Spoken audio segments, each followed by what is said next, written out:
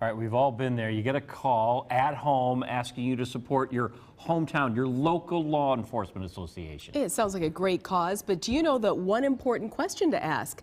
Katrina Crazy has it in tonight's Contact 6 investigation. They're there in emergencies, and recently there have been too many.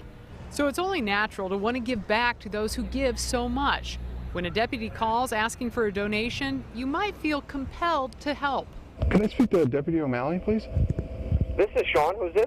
But Sean is not a deputy. Local businesses in Washington County were getting this call, including B.J. Meyer, who owns Jackson Concrete. The person identifying themselves as a sheriff. Honestly, the man was very, very convincing. I mean, it honestly sounded really good. Still suspicious, B.J. called the sheriff's department. And that's when Sheriff Dale Schmidt called Contact 6. That kind of dishonesty, I guess I couldn't watch it go on any longer. We've done a few stories about legitimate law enforcement associations raising money using questionable tactics. I've talked with former telemarketers who've told me they lied, acting like cops to get the sell. I've shown for every dollar donated, the telemarketing company usually gets 85 cents, leaving just 15 cents for the actual association. But no one in law enforcement wanted to talk about it on camera until now. And the sheriff is not happy. Law enforcement needs to clean this up. We're all losing face, and this is not the integrity level that we should be at. It needs to be corrected. And he's got the phone call to prove it. Lieutenant Martin Schulteis made this recording of a telemarketer at work selling ads for the association's magazine. The magazine is distributed free of charge throughout town, which means the money stays local and helps out just the local kids. Not a state drive or an association from Florida. It's 100% here in town. But which town? The telemarketer works for a company in Illinois. You can think of like a Sports Illustrated. It's like a glossy effect color magazine. Not quite. I think we go above and beyond to come out and say thank you in person. A thank you letter, a tax receipt, some decals for you guys. Tax receipt? And is the donation tax deductible? No, it is not. We are not a 501(c) organization.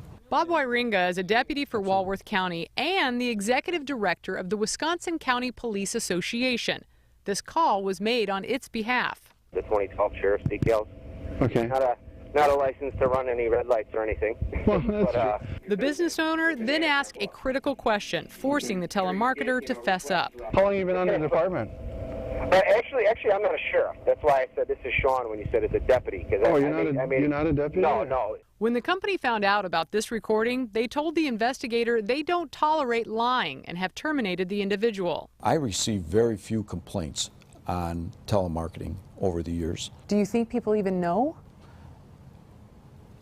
I don't know. 12 businesses in Washington County told deputies they believed they were either called by a law enforcement officer or were giving to the Washington County Police Association.